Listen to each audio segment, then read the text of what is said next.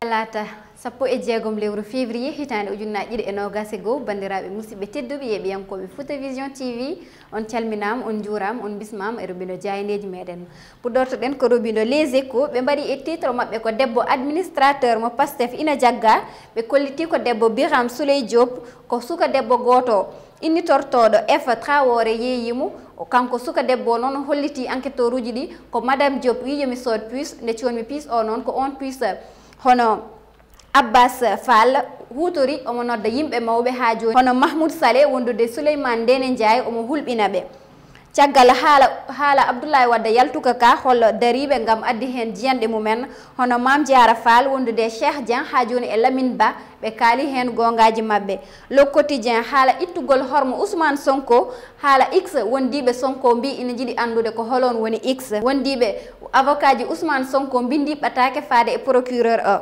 tribune débat e haala Ousmane Sonko waɗino tonto 7TV ɗum kay addani Maymouna Ndoura Faye o tuumi étudiant goto wadde menace de mort Malick Gakou o wi député ji makko ɓe yo goto ala ko fati e ittugol hormo Ousmane Sonko enquête ina ɓeyda hen haala Ousmane Sonko banggue foof way kono ina jogui ñawowo muɗum ni Alioune Tine ko membre Africa Lock Center o holliti so tawi en tumnima e haala Karim Wade ha joni e haala Halifa Sall ma en gandu tan kaɗo haala woni ɗon ko yidde ittude bolol muɗum adversaire muɗum politique kono Ibrahima Bahum ko jaydiyanke o holliti hollo sikkoɓe kala ko heeɓi opposant ko haala politique woni ɗon las arthrose lombaire on ɗon woni rafi nannuɗo Ousmane Sonko e niɓɓere ko oɗon rafi kay addani Ousmane Sonko caɗele ɗe woni hande ɗe Guy Marius Sagna e ko fati e haala jagugol wondiɓe Ousmane Sonko o holliti ko wiyete dictature nden kam o ladanno kono joni o darima dow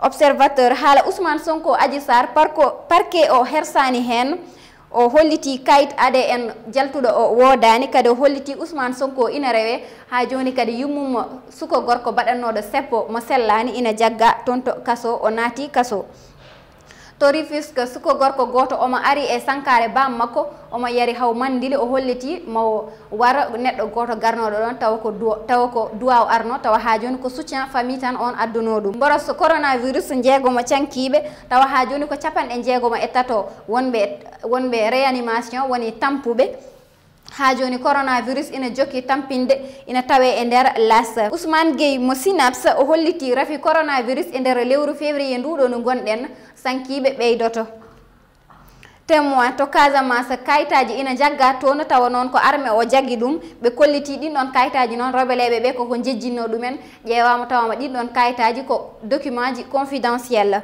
coftal ɓalli gasnirten robindo stade ɓe kolliti Ligue des Champions taw ko 8e finale aller hande sanga 20h sanga waktuji nogas hakkunde Barça et Paris Saint-Germain bandiraɓe musidɓe tedduɓe ko ɗum finno e robindo jayneji meɗen Allah jarama on jarama. Mardi 16 février 2021, mesdames et messieurs, bonjour et bienvenue dans votre revue du jour. On démarre avec Tribune à sa une, débat autour de l'affaire Ousmane Sonko sur la 7TV. Maymouna Ndour Faye accuse un étudiant de menace de mort. Les Échos parlent de traque azimut des proches de Ousmane Sonko et de leurs parents, la femme de l'administrateur de Pastef en garde à vue, la femme de Biram Souleye Diop vendue par une étudiante du nom de F Traoré. Elle dit aux enquêteurs que c'est Madame Diop qui lui a demandé d'acheter une puce et c'est avec la puce que Abbas Fall menaçait des autorités dont Mahmoud Saleh et Souleymane Ndéné Ndiaye. Et puis réaction à son communiqué polémique autour de l'affaire Ousmane Sonko, les libéraux en bouclier en Wade.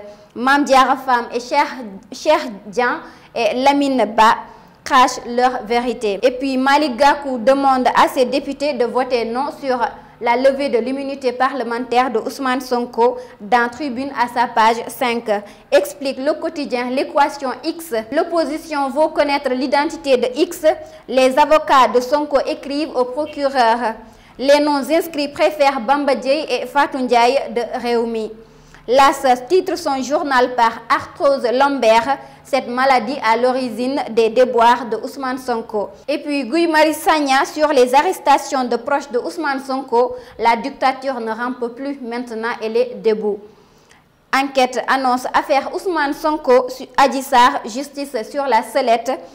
Chaque partie semble avoir ses propres juges. Observateur, affaire Ousmane Sonko Adji Sarr, le parquet sans gêne, la fausse piste de l'ADN et l'éclatement des poursuites. La mère du manifestant déficient mental envoyé en prison. Rufisque, il débarque ivre mort aux funérailles de son père et menace de tuer un soutien de la famille. Pandémie à coronavirus, 6 nouveaux décès et 63 cas graves. La Covid-19 toujours virulente dans l'As. Ousmane Gueye dit synapse sur la Covid-19.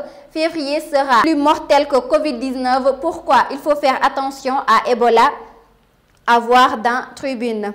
Témoin pour défaut de quitus fiscal et de crédit d'enlèvement insuffisant.